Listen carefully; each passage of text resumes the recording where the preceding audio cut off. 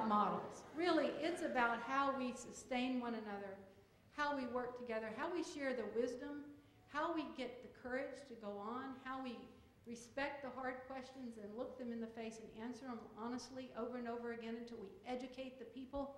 You know, a lot of times folks say, you know, it's about giving voice to the voiceless, but really our work is about giving ears to the earless. And you can't be tired in that work. You can't decide I'll work with these people and not work with these folks.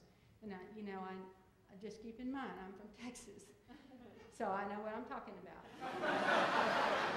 I mean, you gotta talk to people sometimes don't know a thing about your neighborhoods or what you do. They don't understand any of it, and they just think, why can't we just send them all back? They ask you things like that.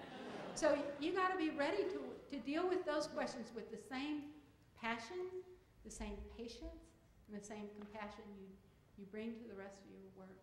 And that's a big challenge to do at times because we think people ought to know better and everybody ought to understand what we do. But if you do it long enough and you're patient and you're true and you're faithful, you have moments like we did this morning when a new context for our work is being developed. And we have a chance for a different conversation, for greater awareness, and for us all to be together in this room as we are today, knowing and learning from one another. So,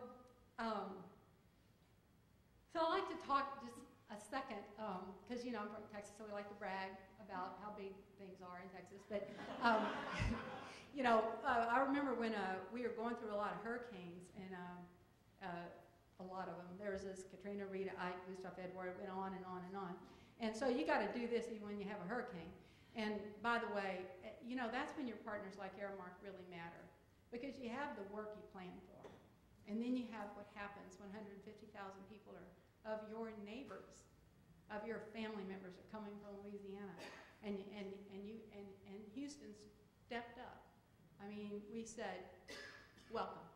And there are still people that get tears in their eyes when they talk about Houston, because they talk about rolling in to Houston on buses and Houstonians standing with a sign that said, welcome to Houston. We say welcome to Houston all the time. We're not, 70% of the people that live in the county, Harris County, of which Houston is the biggest part, were not born there. We don't share a past. We don't care where you came from, because we're really interested in where you're going. As a city, we share a future. It keeps us looking forward, but it keeps us most especially focused on what people can